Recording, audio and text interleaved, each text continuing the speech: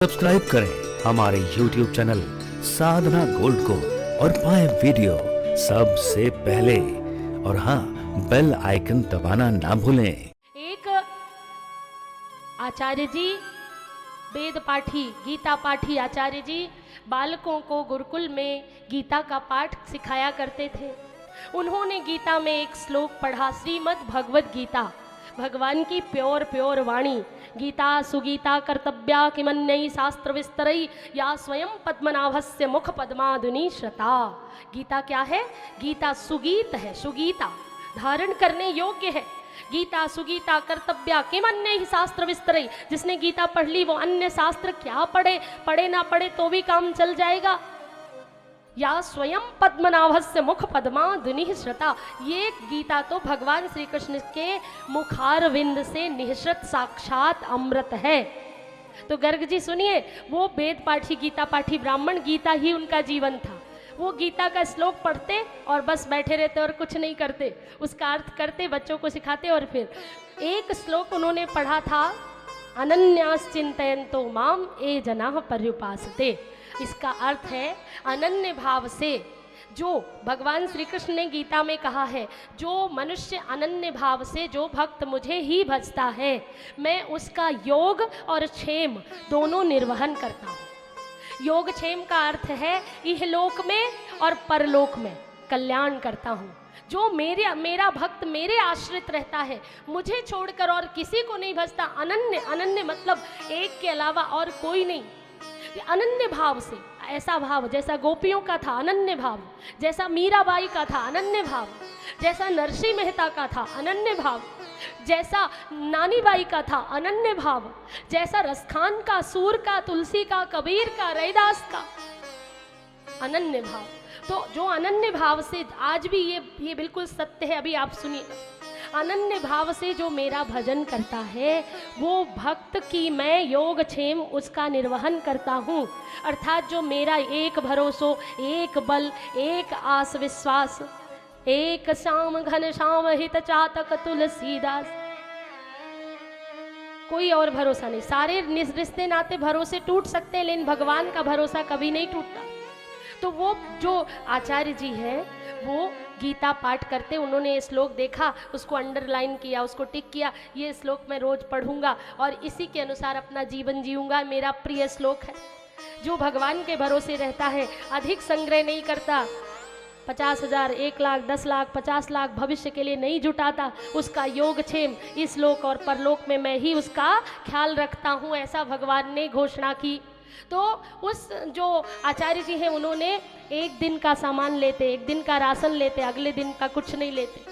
कोई ना कोई बालक आता गुरुकुल में पढ़ने, कुछ दे जाता, उसी से खा पी के उसी से काम चलाते, कहीं मांगने नहीं जाते, कोई काम करने नहीं जाते, कुछ नहीं करते। एक दिन कहते हैं जब ऐसा कोई भक्त होता है तो भगवान भी उसकी परीक्षा लेते हैं। एक दिन क्या हुआ कि वो एक 10 वर्ष का बालक आया गुरु माता के साथ, क्योंकि जो भगवान के जो भक्त ये आचार्य जी हैं पाठशाला में रहते हैं और जो इनकी पत्नी है वो गांव में रहती हैं, थोड़ी दूरी पर है दोनों। तो ये पाठशाला में रहते हैं, शाम को पाठशाला बंद करके तब आते हैं, और पत्नी जो है इनकी धर्मपत्नी वो गांव में रहती हैं। तो एक बालक आया, कहा माता जी कल दीपावली है, आप ये सामान रख लो कल के लिए। तो बोले जब तक आचार्य जी नहीं कहेंगे मैं कुछ भी स्वीकार नहीं करूँगी, आचार्य जी शाम को आएंगे तो मैं तुझे बुला लूंगी। उन्होंने मना कर दिया, नहीं लिया, क्योंकि आचार्य जी ने कह रखा था कि एक दिन से ज़्यादा संग्रह नहीं करना चीज़ों का, अगले दिन की चिंता मत करना, भगवान चिंता कर रहे हैं ना अपनी। तो फिर उन्होंने स्वीकार नहीं किया। वो बालक वापस लेकर सामग्री चला गया। अब सुबह से शाम हो गई, दिवाली का दिन, कोई भी राशन लाया नहीं, कोई बालक आया नहीं। सुबह से शाम तक भूखे प्यासे आचार्य जी। उनकी पत्नी ने जब लौट कर आए थे शाम को तो पत्नी ने कहा था अगले दिन का राशन ले लें क्या? बोले नहीं नहीं नहीं, भगवान ने कहा है योग क्षेमम वहां में हम नहीं लेना। तो अब दिवाली वाला दिन भूखे प्यासे, सुबह से शाम हो गई, भूख के मारे पेट में चूहे कूदने लगे, कोई कुछ आया नहीं लेके, आंखों में आंसू आ गए। बोले आप तो कहते थे कि अनन्यास चिंतयन्तो माम योग क्षेमम वहां में हम, इसका मतलब आप भी झूठे हो, ये श्लोक झूठा है। शाम के 5 बज गए, 6 बज गए, 7 बज गए, न अल्पाहार किया, न लंच किया, न शाम का भोजन किया, न दोपहर का, न शाम का। अब क्या करें बेचारे, दुखी, आंखों में आंसू लेकर, पानी भी जल भी पीने को नहीं गए। और वो श्लोक ये गलत है, अब नहीं पढ़ूंगा आज के बाद। पेंसिल से उसको काट दिया, पेंसिल से काट दिया, फिर भी बार बार उसी पर नजर जाती है। शाम हो गई, रात बीत गई, अगला दिन हो गया, दोपहर हो गया, कोई कुछ लेकर नहीं आया। तो आचार्य जी ने क्या किया, अब तो पक्की बात है कि आप किसी की देखभाल नहीं करते, किसी की चिंता नहीं करते। मैं नहीं मानता, ये श्लोक गलत है, असत्य है। और अब मैं बार बार मेरी नज़र जाती है, लेकिन मैं पढ़ूंगा नहीं। क्या किया आचार्य जी ने, स्याही उठाई, इंक, और उस श्लोक पर पूरा इंक पोत दी। गुस्से में इंक पोत करके बैठ गए और फिर उसके बाद बंद कर दी गीता जी को, बोले आज से नहीं पढ़ूंगा। अब एक दिन पूरा बीत गया, आधा दिन और बीत गया, कुछ खाया नहीं, कुछ पिया नहीं, किसी से कुछ कहा नहीं।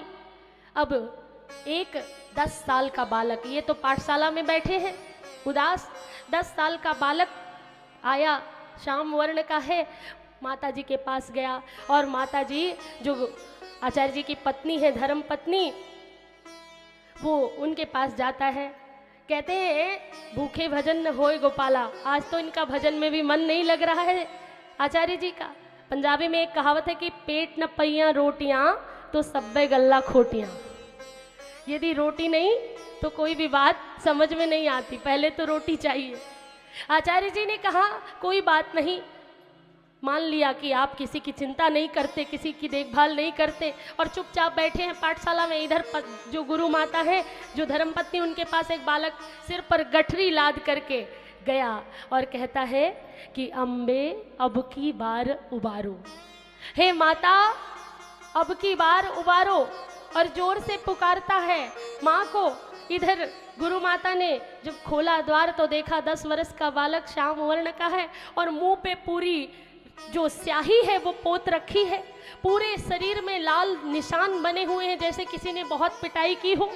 और आकर के गठरी सिर पर लादे और कह रहा है कि अम्बे अब की बार उबारो, अम्बे अब के मोह उबारो, और सब सामग्री धरो भवन में, अरु यह बदन निहारो।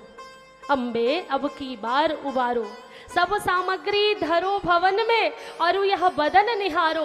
अम्बे अब की बार उबारो, दूर बसत मम गांव, दूर बसत मम गांव से गांव तिहारो, और भूखे रहे एक दिन गुरुजी, शिष्य पर रोष उतारो।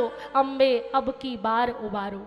वो बालक आया और माता जी ने जैसे देखा उसकी हालत, माँ ये रखो सामग्री, गठरी बड़ी सी लाद करके आया, रख दिया। माँ बोले ये हालत किसने की तेरी? वो रोए जा रहा है, रोए जा रहा है, चुप ही नहीं हो रहा है। गुरु माता ने उसे गोद में बैठाया, पूछा ये मुंह पर किसने कालिक पोत दी तेरे? ये शरीर में लाल छड़ियों के निशान क्यों हैं? क्या हुआ? तो कहता है कि माँ मेरी हालत ये गुरुजी ने की, मैं क्या बताऊं। मेरा गांव तुम्हारे गांव से थोड़ी दूर है, तो मैं कल आ नहीं सका, आने में थोड़ी विलम्ब हुई, तो मेरे गुरुजी ने छड़ी से खूब पिटाई की, मेरी सोटी लगाई खूब, और उसके बाद मेरे मुंह पे कालिक पोत दी। अब बताओ मैं क्या करता। रोने लगा तो उस बालक को देखकर गुरु माता का मन भर आया। गुरु माँ ने गोद में बैठाया और मुंह से कालिक उतारी, रगड़ रगड़ कर मुंह धुला, हाथों में दोनों स्याही चिपक गई, शरीर में जो छड़ियों के निशान बने थे मलहम पट्टी किया, और उसके बाद नहला धुला करके खिला पिला कर स्वस्थ करके फिर भेजा। बोले कोई नहीं, गुरुजी वृद्ध हो गए हैं, भूख उनसे सहन नहीं होती, इसलिए डांट दिया होगा, पर इतना भी नहीं करना चाहिए, इतनी पिटाई की। हाँ गुरुजी ने बहुत पिटाई की, और जब नहीं माने तो मुंह पे मेरे कालिक भी लगा दी। और इतना कहकर वह बालक चला गया। शाम को जब 8 बजे उदास थके हारे लौट करके आचार्य जी घर पहुंचे तो क्या देखा, गुरु माता ने जब वो बालक के जाने के बाद गठरी खोली तो उसमें आचार्य जी के कपड़े, गुरु माता के लिए सुंदर साड़ी, रेशमी साड़ी, एक से बढ़कर एक साड़ियां, भोजन की तमाम सामग्री, 56 भोग। गठरी खोलकर रोने लगी और आते ही आचार्य जी से बोली आपने क्या किया? बोले ये कौन लाया है सामान? बोले वही तुम्हारा शिष्य जो दूर गांव में रहता है, पर आपने उसकी क्या हालत की। इतना भी कोई पीटता है अपने शिष्य को, इतनी भी छड़ी कोई लगाता है। उसके शरीर पर घाव ही घाव थे, उसके मुंह पर स्याही पोत दिया आपने। ऐसा क्यों किया आपने? आप इतने करुणावान हो, ऐसा कैसे कर सकते हो? बोले कौन सा शिष्य? मेरे पास तो कोई बालक नहीं आया था, मैंने तो किसी को ऐसा नहीं किया। बोले नहीं आया था, आप नहीं मानते, मैंने उसका मुंह धो धो करके तब जाकर थोड़ा साफ हुआ है।